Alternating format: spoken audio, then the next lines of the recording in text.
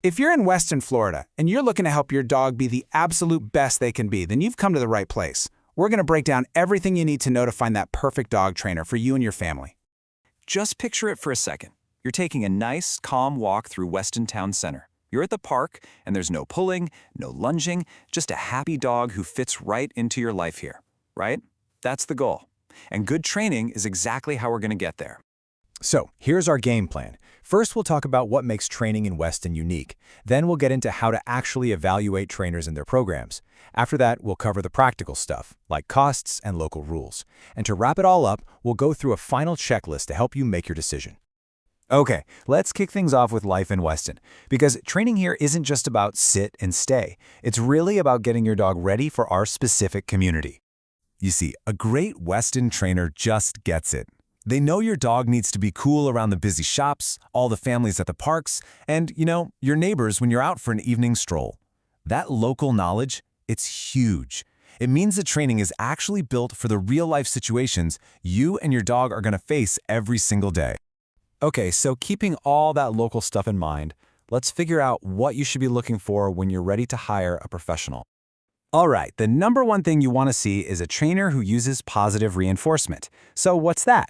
It just means they use rewards, like treats, toys, or praise, to encourage good behavior. It's all about building trust, not using fear or intimidation. It's way more effective, it's humane, and it's pretty much the standard for any good trainer these days. You've probably seen those strings of letters after a trainer's name, right? Well, they actually mean something. They show that a person has put in the work, they've gotten a formal education, and passed some tough exams. For everyday stuff like puppy training, look for things like KPA or CPDT. But if you're dealing with more serious issues like reactivity or aggression, you'll want to see a certification like one from the IAABC or a CBCC.K. That tells you they have specialized knowledge. Next up, you have to choose the right format for you. Group classes are awesome for socialization and practicing with distractions, plus they're usually easier on the wallet.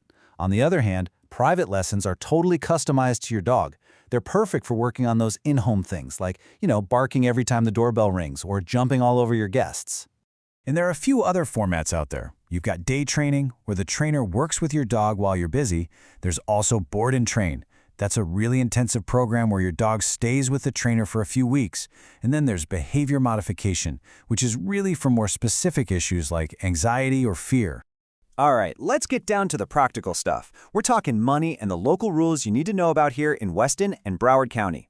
So, what should you expect to budget?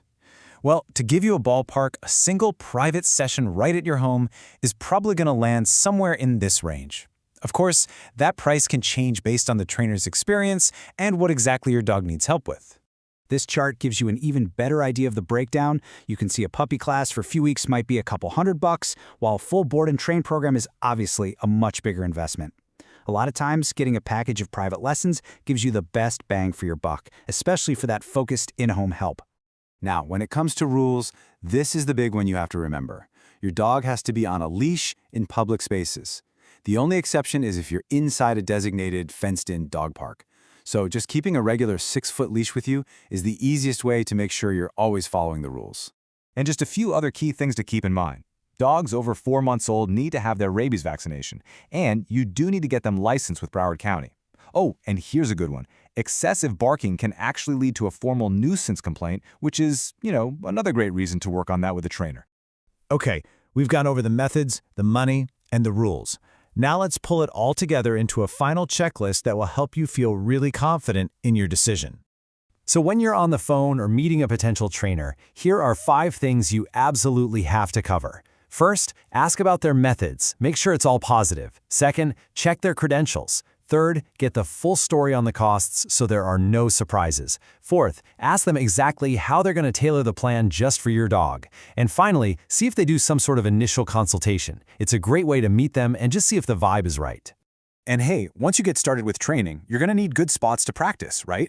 Vista Park and Markham Park are fantastic for that off-leash stuff like recall and socialization in a safe, fenced area.